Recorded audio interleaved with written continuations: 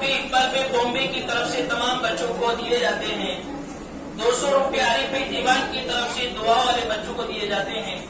200 روپے محمد بھائی مجفر کی طرف سے تمام بچوں کو دیے جاتے ہیں. 500 روپے آسمی صاحب کی طرف سے تمام بچوں کو دیے جاتے ہیں. 500 روپے جاکر بھائی کھانپی کی طرف سے حفظ کلاس والے بچوں کو دیے جاتے ہیں.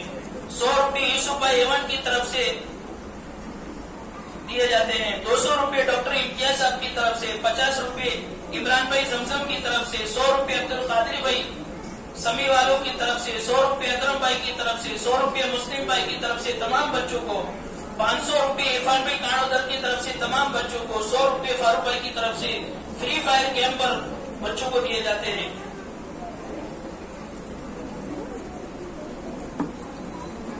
500 روپے عبد اللطیف بھائی کی طرف سے تینوں مدرس کو دیے جاتے ہیں. اللہ تعالیٰ ان کی جان میں مال میں عزت و آبرو میں برکت عطا فرمائے.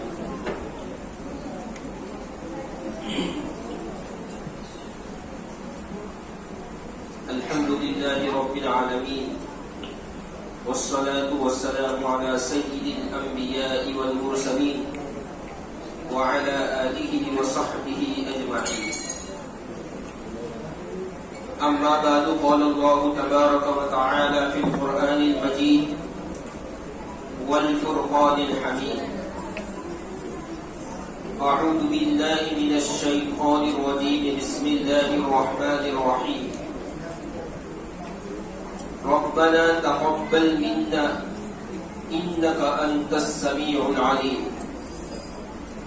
ربنا واجعلنا مسلمين لك ومن ذريتنا أمة مسلمة لك وأرنا مناسكنا وتب علينا إنك أنت التواب الرحيم.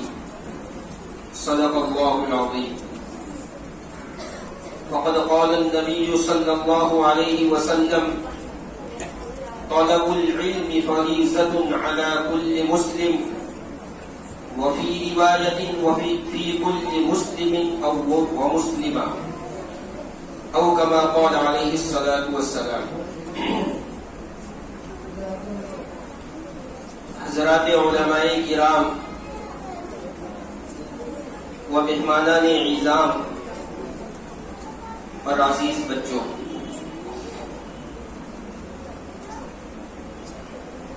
یہ کوئی لمبی چوڑی تقریر کا وقت نہیں ہے،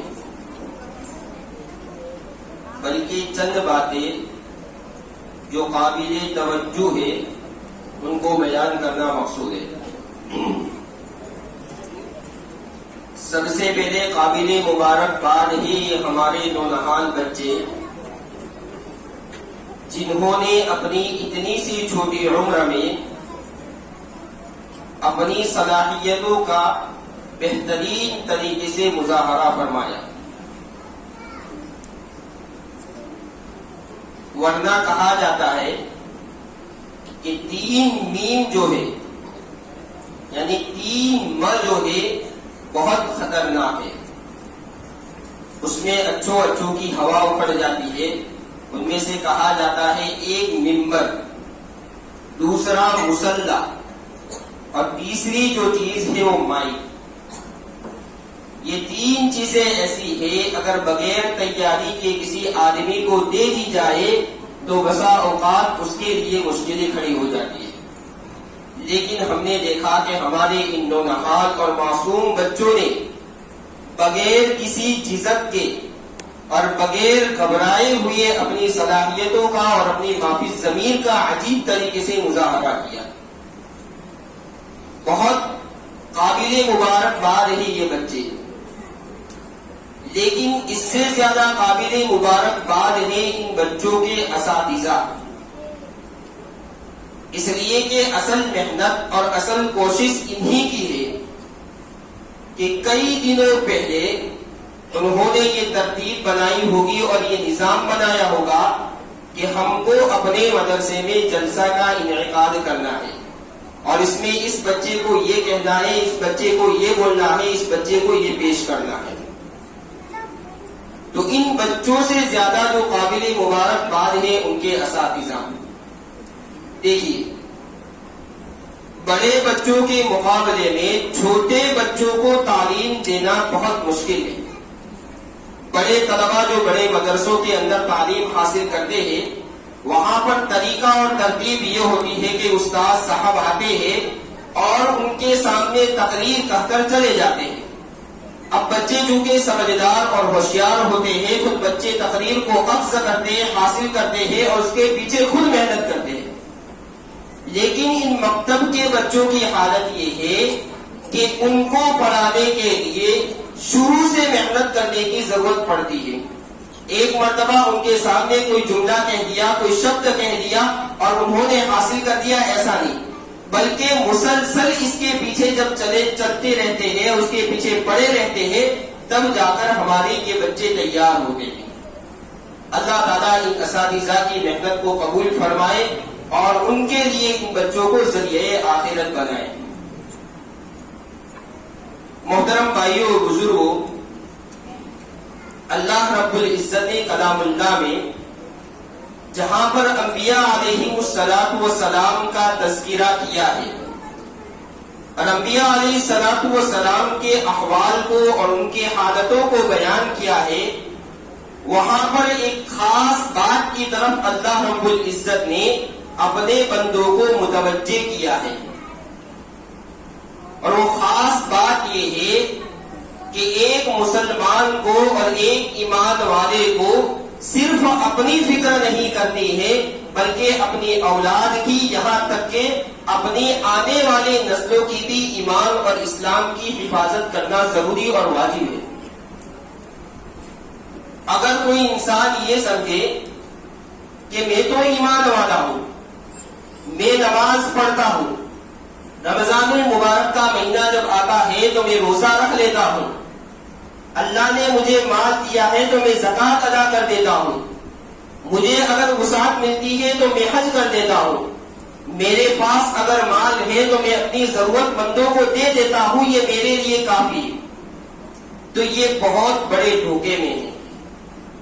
اس لیے کہ اپنی اولاد کی اور اپنی نسلوں کی ایمان کی اور ان کے دین کی حفاظت کرنا بھی اتنی ہی ضروری ہے جتنی حفاظت اپنے ایمان کی کرنا ضروری ہے۔ جو آیت کریمہ میں نے آپ حضرات کے سامنے تلاوت فرمائی ہے، اس میں اللہ رب العزت فرماتے ہیں 3 باتوں کی طرف اللہ رب العزت نے اپنے بندوں کو متوجہ کیا ہے، اور یہ آیتیں دراصل دعا ہے، اور حضرت ابراہیم علیہ السلام اور حضرت اسماعیل علیہ السلام نے یہ دعائیں مانگی ہیں، 3 دعائیں، اور کب مانگی ہے؟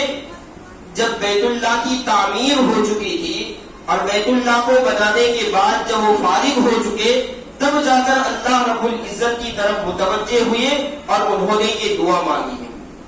پہلی دعا دونوں انبیاء علیہ السلام نے جو مانگی یہ ہے، ربنا تقبل منا، یہ اللہ رب العزت ہماری اس محنت کو اور کوشش کو تو اپنی بارگاہ میں قبول فرما، یعنی ہم نے جو تیری توفیق سے اس بیت اللہ کو کھڑا کیا ہے اور بیت اللہ کو بنایا ہے، تو اس کو ہماری طرف سے قبول فرما۔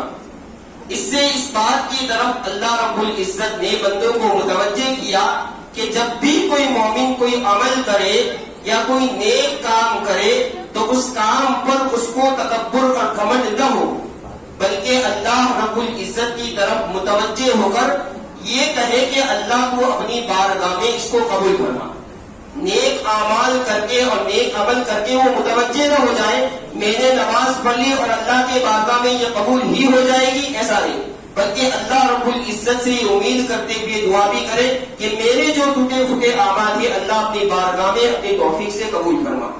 ایک دعا تو انبیاء علیہ السلام دونوں نبی ہے اور نبی اللہ کی جانب سے معصوم ہوتے ہیں، اس کے باوجود اپنے نیک عمل جو بیت اللہ کو انہوں نے کھڑا کیا ہے اس کی قبولیت کی دعا جو اللہ رب العزت سے مانگتے ہیں۔ دوسری بات انہوں نے ربنا وجعلنا مسلمین لک، اللہ رب العزت سے یہ دعا انہوں نے فرمائی ہے کہ اللہ تو ہم کو اپنا فرما بردار اور تابع دار بنا دے۔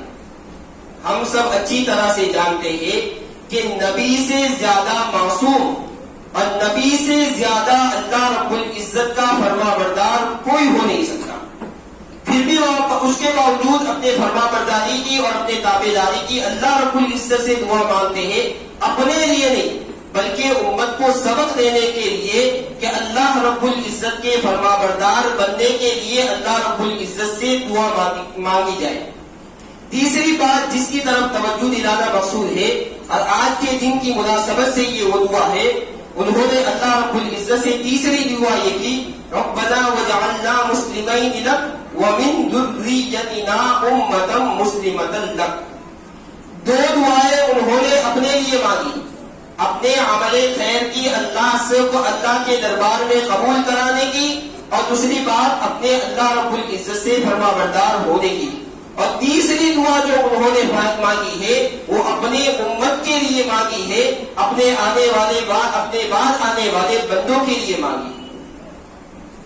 یعنی اس سے پتہ یہ چلتا ہے کہ انسان اپنے عمل کی فکر تو کرے، اس کے ساتھ ساتھ اپنے آنے والی نسل کی دین کی حفاظت کی بھی فکر کرنا اس کے لیے اتنا ہی ضروری ہے۔ اسی لیے تو انبیاء علیہ السلام کا جہاں جہاں پر اللہ رب العزت نے تذکرہ کیا ہے وہاں پر ان کی فکر کے ساتھ ساتھ انبیاء علیہ السلام کو اپنی امت کی بھی فکر دلائی ہے، بلکہ اپنی فکر سے زیادہ ان کو اپنی امت کی فکر رہی ہے۔ اور ہم سب اچھی طرح سے جانتے ہیں کہ دین کی حفاظت کے جو قلعے ہیں، جہاں پر دین کو محفوظ کیا جاتا ہے، ان میں ایک اہم کردار مکاتب قرآنیہ اور مدارس دینیہ بھی ہے۔ الحمدللہ ثم الحمدللہ ہمارے ملک ہندوستان میں اور خصوصاً ہمارے صوبہ گجرات میں تو مکاتب کا ایک منظم طریقہ چل رہا ہے کہ جس کے تحت بچے آتے ہیں اور اپنی تعلیم حاصل کر کے چلے جاتے، جن کی وجہ سے وہ بنیادی تعلیم حاصل کر دیتے ہیں۔ ورنہ کہا جاتا ہے کہ جہاں جہاں پر بھی ایمان کو ختم کیا گیا ہے اور مسلمانوں سے ان کے دین کو سلب کیا ہے، تو سب سے پہلے اگر حملہ ہوا ہے تو ان نونہال بچوں کی تعلیم پر ہوا ہے۔ جہاں کہیں بھی ان دشمنان اسلام نے اسلام کو ختم کرنے کی کوشش کی ہے تو وہاں پر سب سے پہلا ان کا حربہ اور حملہ ہوا ہے تو ان مدارس کو بند کرانے کی اور ان مکاتب قرآنیہ پر پابندی لگا کر کی ہے۔ اسپین اور روس کے حالات آپ نے پڑھے ہوں گے کہ وہاں پر سب سے پہلے زمانے کے اندر اسلام کی شان و شوکت تھی اور اسلام ہر طرف چاروں طرف پھیلا ہوا تھا، لیکن وہاں پر جب عیسائی قوم آئی اور انہوں نے عیسائی قوم نے آنے کے بعد اسلام کو جو مسخ کرنا اور ختم کرنا شروع کیا ہے تو سب سے پہلا ان کا حملہ یہ مکاتب قرآنیہ تھا اور مدارس دینیہ۔ سب سے پہلے انہوں نے اس پر پابندی لگائی اور اس کو بند کر دیا اور وہ اپنی اس کوشش کے اندر کامیاب ہو گئے۔ کہا جاتا ہے ان کے بچوں کو یعنی وہاں کے بچوں کو اگر تعلیم حاصل کرنی ہوتی تھی تو تعلیم حاصل کرنے کا جو ذریعہ ہوتا تھا وہ اپنے گھروں کے اندر چھپ چھپ کر تعلیم حاصل کرتے تھے۔ یہاں تک کہ اگر کوئی کسی کے پاس نوکری کرتا تھا تو نوکری کر جانے کی نوکری کے بہانے سے جاتے تھے اور نوکری بھی کرتے تھے اور وہاں پر علم بھی حاصل کرتے تھے۔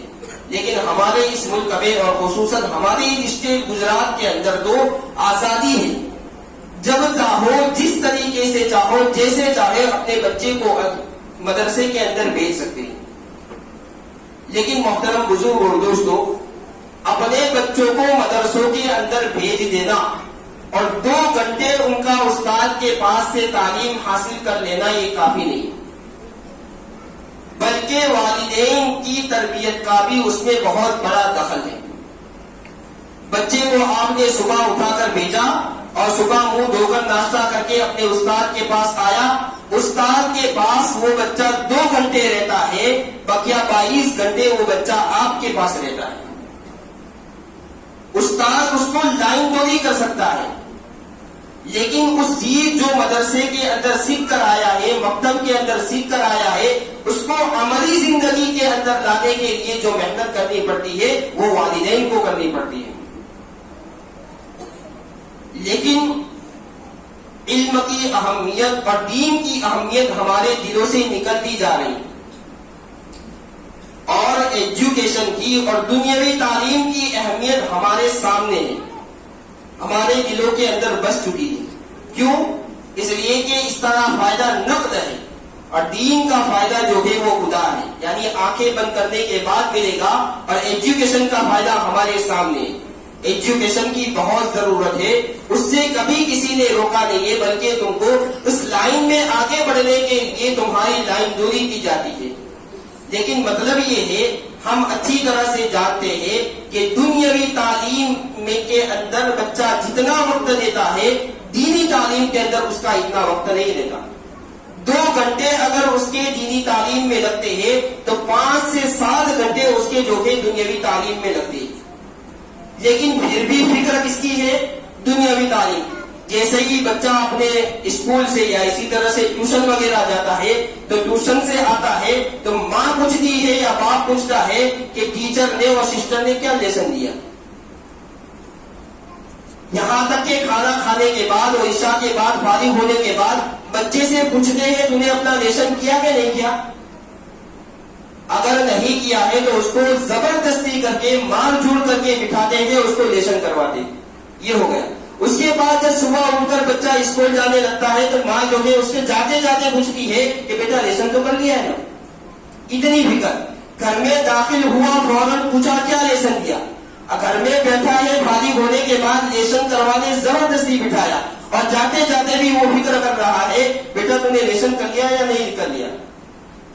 لیکن اسی کو اگر دین کے بارے میں دیکھا جائے تو نعوذ باللہ ماشاء اللہ بعض والدین ہیں جو اپنے دین کی فکر کرتے ہیں، لیکن اکثر طبقہ ایسا ہے اور اکثر لوگ ایسے ہیں، کبھی کسی نے اپنے بیٹے سے نہیں پوچھا بیٹا مول صاحب نے کیا سبق دیا، مول صاحب نے جو کام کیا ہے وہ پورا کیا یا نہیں، اپنا سبق یاد کر لیا یا نہیں، کوئی توجہ نہیں۔ کیوں؟ اس لیے کہ دین کی اہمیت ہمارے دلوں سے کٹ گئی، یہاں تک کہ دین کی اہمیت ہمارے دلوں سے نکل چکی ہے، اور دنیا کی اہمیت اور دنیا کا فائدہ ہمارے سامنے ہے۔ محترم بزرگ اور دوستو، یاد رکھے اس بات کی اور اس چیز کی اہمیت ہم کو اس وقت ہوگی جب ہماری آنکھیں بند ہوگی۔ وہ واقعہ تو آپ حضرات نے بہت اچھی طرح سے سنا ہے تفصیل سے، موقع نہیں ہے تفصیل کا، کہ ایک بچے کے باپ کو یا غالباً والدہ کو عذاب قبر ہو رہا تھا۔ تفصیل سے بڑا واقعہ ہے، میں مختصر اشارہ کر دیتا ہوں، اور اس کو عذاب قبر ہو رہا تھا، قبر میں عذاب ہو رہا تھا۔ لیکن جب اس کا بچہ پہلے دن مکتب مدرسے میں گیا ہے اور استاد نے اس کو بسم اللہ کی باتیں پڑھانا شروع کیا ہے تو اس کے عذاب قبر ختم ہو چکا ہے اور اس کے لیے جنت کی نعمتیں کھول دی۔ یہ دین کا فائدہ ہے۔ آج کا ماحول ہم سب اچھی طرح سے جانتے ہیں، مختصر بات کہہ کر بات کو ختم کروں، آج کا ماحول کتنا خطرناک اور کتنا بھیانک ہے ہم اس کو اچھی طرح سے جانتے ہیں۔ حضرت مولانا علی میاں صاحب ندوی رحمۃ اللہ علیہ فرماتے ہیں، اگر والدین نے اور ان کے بڑوں نے بچوں کی دینی تعلیم کی فکر نہیں کی تو یاد رکھیں آنے والے زمانے میں بچوں کے دلوں کے اندر اسلام کے بارے میں شکوک و شبہات پیدا ہو جائیں گے۔ مولانا خود فرماتے ہیں کہ بچے کا جو دل ہوتا ہے جب پہلے دن وہ پڑھنے جاتا ہے ایسا ہوتا ہے جیسا کہ کوری سرد۔ اب کوری سرد کے اندر تم جو لکھنا چاہو گے اس کو لکھ سکتے ہو۔ اسی طریقے سے بچہ جب ابتدائی حالت میں ہوتا ہے، بچپنے میں ہوتا ہے، جیسا تم سکھلاؤ گے اور جیسی تربیت کرو گے اس کی ایسی ہی تربیت ہو سکتی ہے، اور جس چیز کو تم اندر بلاؤ گے اور داخل کرو گے وہ چیز اس کے اندر داخل ہوگی بڑے ہونے کے بعد۔ آپ یوں کہہ کر چھوڑ دیں بیچارہ بچہ ہے، اس کے کھیلنے کی عمر ہے، اس کے گھومنے پھرنے کی عمر ہے، تو یاد رکھے کل بڑا ہو کر آپ کا فرما بردار بنے، آپ کا تابع دار بنے، آپ کی بات مانے یہ بھول جائے۔ اگر تربیت کرنی ہے شروع سے کریں، یہی ان دو نہالوں کو تربیت کرنے کا وقت ہے۔ دوسری بات یہ ہے کہ اگر بچے کو اپنا فرما بردار بنانا چاہتے ہو تو بچے کو دینی تعلیم دے، اس لیے کہ ہم اچھی طرح سے جانتے ہیں کہ دین اس کا نام ہے تابع داری کا، دین نام ہے مان لینے کا، دین کے اندر یہ خاصیت ہے اور دین کے اندر یہ بات ہے کہ وہ اپنے آپ کو منا کر چھوڑتی ہے۔ تو جب بچے کو دین کے بارے میں ماننے کا سلیقہ اور جذبہ پیدا ہو جائے گا تو کل جب بڑا ہوگا تو اپنے والدین کی بھی بہت مانے گا۔ یہاں تک کہ اپنے والدین کے لیے آنکھوں کی ٹھنڈک بنے گا. ورنہ اگر خدا نہ خواستہ ہم نے ان چھوٹوں کی اور اپنے نونہالوں کی تربیت کی فکر نہیں کی، ہم نے ان کے رات اور دن کو نہیں دیکھا، تو اگر یہ دین بہت دور نہیں ہے کہ یہی ہماری اولاد ہمارے لیے ذریعہ نجات بننے کے بجائے ذریعہ مشکلات بن کر کھڑی ہو جائے. کتنا خطرناک اور بھیانک ماحول آج چل رہا ہے، اور ٹارگیٹ کس کو شروع سے بچوں کو بنایا جا رہا ہے. آپ یاد رکھیں کہ بچہ جب اسکول کے اندر جاتا ہے وہ کس ماحول میں رہتا ہے. اس کو پڑھانے والا، اس کو تعلیم دینے والا غیر مسلم، جس اسکول میں تعلیم حاصل کرتا ہے وہ غیر مسلم، جو اس کے ساتھی وغیرہ ہیں وہ غیر مسلم ہیں. تو جب اتنا سارا واسطہ اس کا غیر سے ہوگا تو اس کے اندر کیا اثرات اور کیا جذبے پیدا ہو سکتے ہیں ہم اس کو اچھی طرح سے جانیں. اب جب وہ اس ماحول میں گیا ہے اور جب ہمارے ماحول کے اندر آیا ہے اور ہم نے اس کی فکر نہیں کی تو اس ماحول کے اندر رکھنے میں اس کی دیر نہیں ہو سکتی ہے. اس لیے ہمیں ضرورت ہے کہ اپنی ان نونہالوں کی فکر کریں، ان کی تربیت میں اپنا وقت دیں. آج کل شکایت یہ ہو گئی ہے کہ والدین اپنے بچوں کو وقت نہیں دیتے.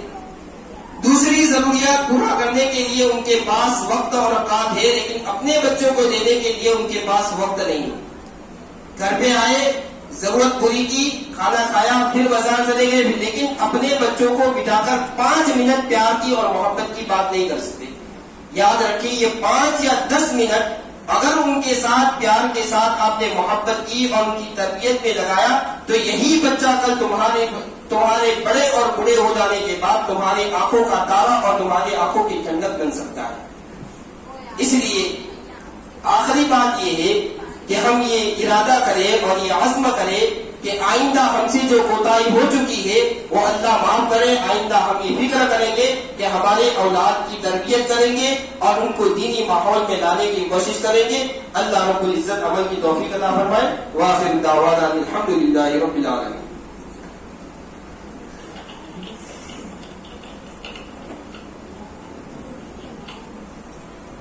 جاکر بھائی بامبے والوں کی طرف سے 2000 روپے تمام بچوں کو دیے جاتے ہیں. ماشاءاللہ ماشاءاللہ. اللہ تعالیٰ حضرت مولانا مفتی منصور صاحب کی عمر میں خوب برکت عطا فرمائے اور کی گئی نصیحتوں پر عمل کرنے کی ہم سب کو توفیق عطا فرمائے. خطابت وشت میں آئے تو پھر ہتھیار بن جائیں، خطابت وشت میں آئے تو پھر ہتھیار بن جائیں، کبھی نیز کبھی خنجر کبھی تلوار بن جائیں. خطابت کی گلفشانی مسلم ہے زمانے میں، خطابت کی گلفشانی مسلم ہے زمانے میں کہ نجاشی کے آگے جعفر تیار بن جائے. اب ہم